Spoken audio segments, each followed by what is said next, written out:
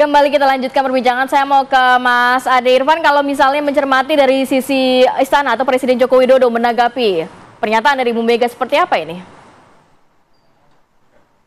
Ya, Mbak, kita nggak tahu persis ya apa yang menjadi maksud dan tujuan ucapan Ibu Mega itu menyampaikan kepada Pak Jokowi.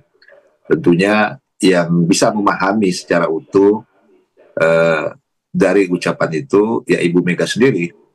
Kita kan hanya bisa menafsirkannya ya berbagai macam tafsiran ya.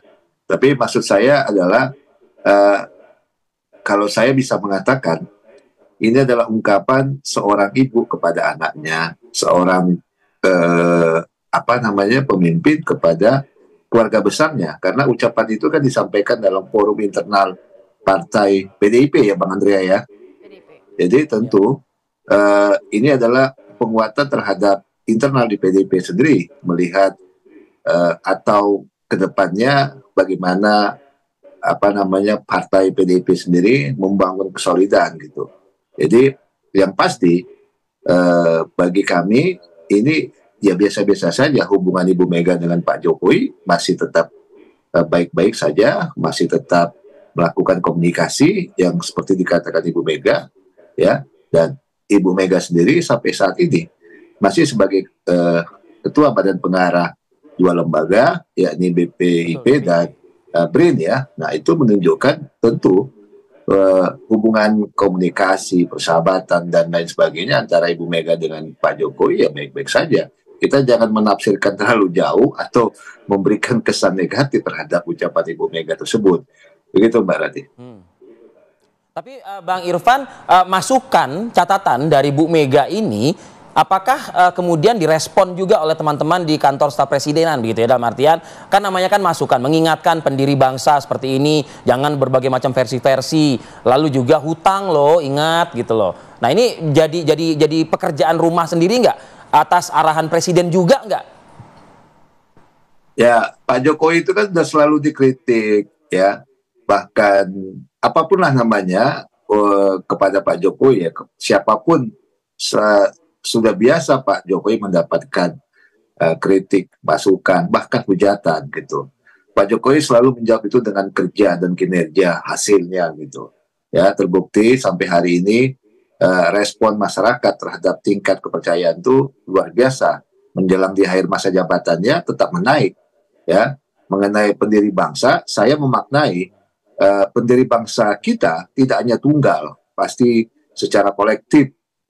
Nah, kita memaknai pendiri bangsa itu tentu dari semua aspek ya, dari semua sisi ya, itu memang harus kita menjadi jadi panutan kita. Jadi bila dikatakan pendiri bangsa, saya maknai adalah pendiri bangsa secara kolektif.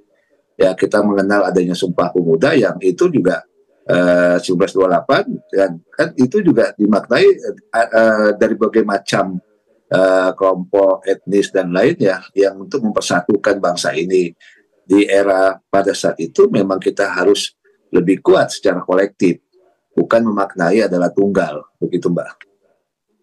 Oke, saya bergeser lagi ke Bang Andreas. Bang Andreas, tadi rekan saya Rati kan di segmen sebelumnya menyebutkan ada narasi dari Bu Mega, Ketua Umum PDI Perjuangan mengatakan saya ngomong sama Pak Jokowi. Apakah memang sudah ada komunikasi dari Oktober 2023 gitu loh ya? Sudah ada buka komunikasi Bang Andreas? Atau ini sinyal yang diberikan oleh Ketua Umum Anda untuk bukalah komunikasi begitu? Saya tidak tahu persis ngomongnya itu kapan, tapi sekian lama sejak ya beliau ya dari Solo, kemudian di Jakarta, di DKI, kemudian di Istana ini sudah periode kedua. Saya kira banyak kesempatan di mana Ibu Mega tentu pernah berbicara menyampaikan pesan ini kepada Pak Jokowi gitu, sehingga beliau mengulang kembali apa pesan yang pernah disampaikan ke ya Pak Jokowi sebagai ya kader dari PDI Perjuangan gitu. Dan ini karena ini di depan ya kader-kader PDI Perjuangan, beliau juga membandingkan itu dengan pesan itu juga disampaikan kepada Pak Ganjar gitu ya, ketika ya beliau diberikan amanah untuk ya menjadi calon presiden ketika itu gitu. Dan oleh karena itu saya kira ini adalah pelajaran ya bagi kader, dan karena ini juga disampaikan di dalam suatu forum yang kemudian dipublikasikan, saya kira ini juga menjadi pesan bagi ya bagi kita semua gitu. Dalam arti apa? Komitmen-komitmen yang ya kita pegang sebagai amanah itu harus kita pegang bersama gitu, bukan kemudian ketika kita menjadi pemimpin kita memperoleh kekuasaan itu kita gunakan sesuka apa yang kita pikirkan, dan tidak pegang lagi pada komitmen yang kita pegang, seharusnya kita pegang bersama.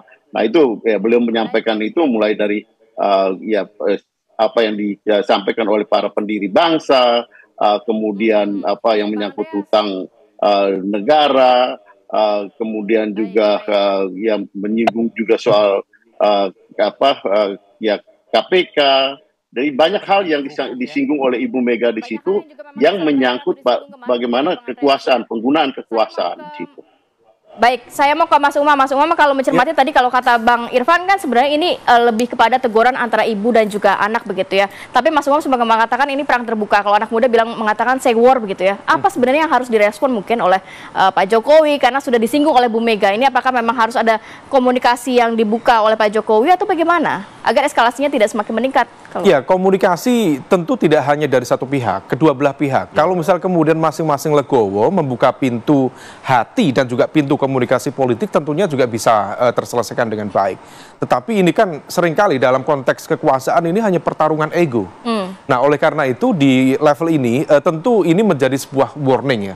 Karena bagaimanapun juga kalau misal statement Bu Mega kita lihat dari teori agenda setting, ini tampaknya sengaja disampaikan dengan menyebut nama tadi 2 kali, ini diarahkan sebagai sebuah upaya untuk memberikan perhatian atau meletakkan Pak Jokowi dalam konteks spotlight baik publik maupun media dalam konteks apa yang menjadi concern dari PDIP tadi itu. Nah, kalau misal kita bicara tentang teori framing, mencoba untuk meletakkan Pak Jokowi dalam spotlight, dalam perspektif barangkali kritis, perspektif kritis dalam secara lebih spesifik, sehingga kemudian ketika PDIP merasa gusar dengan manuver di KPK, bahkan Bu Mega sampai menyebut nama penyidik loh, dan itu bukan political endorsement, itu adalah sebuah warning secara politik bahwa ini adalah aktor atau pihak yang bertanggung jawab di balik semua manuver ini. Nah, ini bukan hanya sekedar dinamika di politik kemarin, tetapi juga bisa berimplikasi dalam konteks pilkada dan lain sebagainya. Nah, oleh karena itu apa yang perlu disampaikan oleh Bu Mega, tampaknya Bu Mega memberikan peringatan secara halus, tetapi seharusnya itu mengena dan sinyal yang cukup kuat. Nah, apa yang kemudian ingin disampaikan Bu Mega? Stop untuk melakukan itu, stop untuk melakukan tekanan dan juga intervensi kepada kekuatan dan jejaring elemen PDIP di mana berada. Harusnya eksekutif, iya. Kenapa eksekutif? Karena per hari ini secara lebih spesifik tadi disampaikan oleh Bu Mega, KPK. Dan KPK menurut undang-undang revisi KPK yang baru berada di bawah kekuasaan eksekutif. Rumpunnya rumpun eksekutif. Jadi siapa yang bertanggung jawab? Presiden Jokowi. Lagi-lagi pola relasinya di sana. Oke, baik, terima kasih banyak Mas Umam.